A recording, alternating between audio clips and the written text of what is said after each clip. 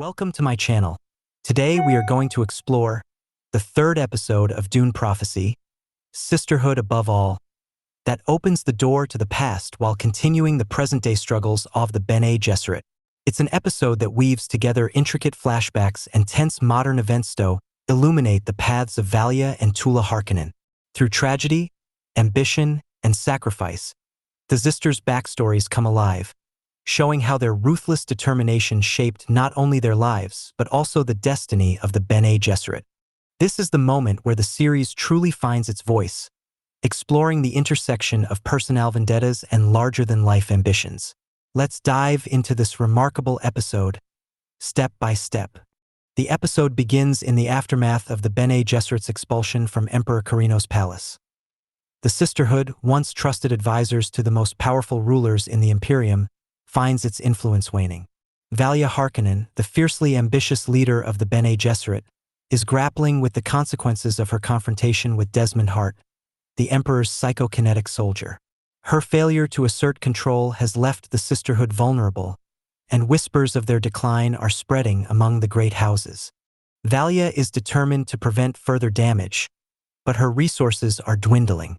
Her power within the Imperium has been shaken, and she knows that without decisive action, the Bene Gesserit could lose their foothold entirely. Back on Wallach 9, the Bene Gesserit's central hub, Tula Harkonnen is facing her own crisis.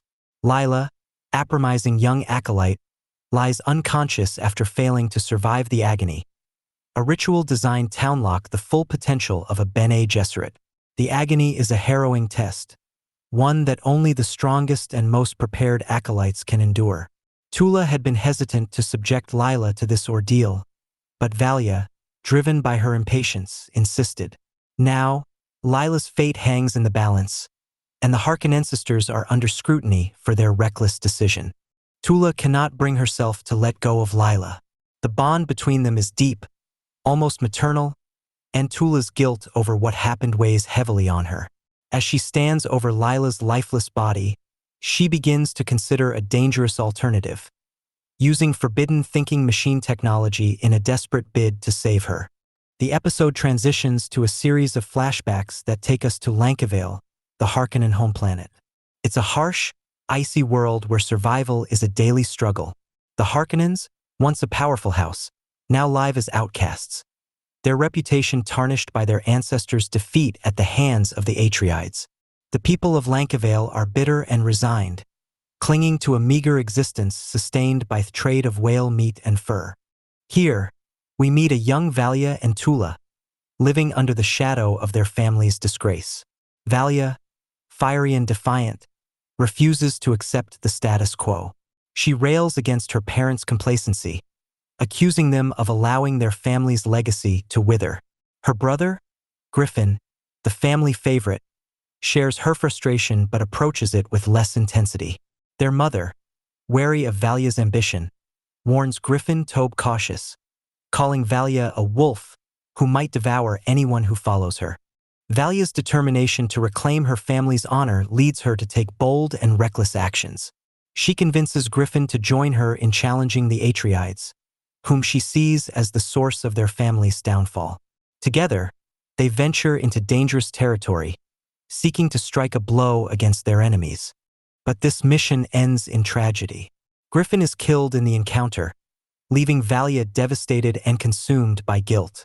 This loss becomes the defining moment of her life, fueling her hatred for the Atreides and her resolve to rise above her family's disgrace. She vows to never let weakness or failure define her again. While Valya's story is one of fiery ambition, Tula's path is marked by quiet ruthlessness. A flashback shows her in a relationship with Ori, a member of the Atreides. Despite her genuine affection for him, Tula is forced to choose between her loyalty to her family and her feelings for Ori. In a chilling sequence, she poisons Ori's entire family, sparing only his younger brother. Tula's actions reveal the complexity of her character. She is more empathetic than Valya but no less capable of cruelty. Her decision to sacrifice Ori reflects her deep commitment to her family's vendetta, even at the cost of her own happiness. It's a moment that underscores the theme of personal sacrifice and the blurred lines between love and loyalty. In the present timeline, Valya returns to Lankiveil to forge an alliance with her Harkonnen relatives. This is a desperate move, born out of her need to regain favor with the Emperor and restore the Bene Gesserit's influence. Her relatives are wary of her intentions, but Valya's determination and charisma make it clear that she will stop at nothing to achieve her goals. This visit also serves as a reminder of Valya's roots. Despite her ambition and rise to power, she remains deeply connected to the bitterness and resilience of her home planet. It's a stark contrast to the opulence of the Imperium and a testament to the strength of the Harkonnen spirit. Back on Wallach 9, Tula makes a bold decision. Unable to let go of Lila, she secretly takes the young Gacolite to a forbidden thinking machine in the hopes of reviving her. This act of defiance puts Tula at odds with the Bene Gesserit's strict rules, but her emotional connection to Lila drives her to take the risk. The episode also delves into the internal contradictions of the Bene Gesserit. While they outwardly present themselves as disciplined and altruistic, their actions are often shaped by ambition and vendettas. Valya's assertion that truth is a tool encapsulates this duality, challenging the idealistic image of the Sisterhood. The flashbacks and present-day storylines work together to reveal the Bene Gesserit's flaws, showing how deeply it is influenced by the Harkonnens' legacy. This adds a layer of complexity to the narrative, transforming the Sisterhood from a monolithic organization into a deeply human and fractured entity. Revenge is a central theme of the episode, driving the actions of both Valya and Tula. The episode also explores the theme of sacrifice, showing how personal loss and tragedy shape the characters' paths. From Griffin's death to Tula's betrayal of Ori, these moments of sacrifice add emotional weight to the narrative and deepen our understanding of the characters. As the episode concludes, it's clear that Dune Prophecy has reached a turning point. The revelations about Valya and Tula's past, combined with their present-day struggles, set the stage for a thrilling continuation of the series. The stakes have never been higher. Episode 3 elevates Dune Prophecy to new heights.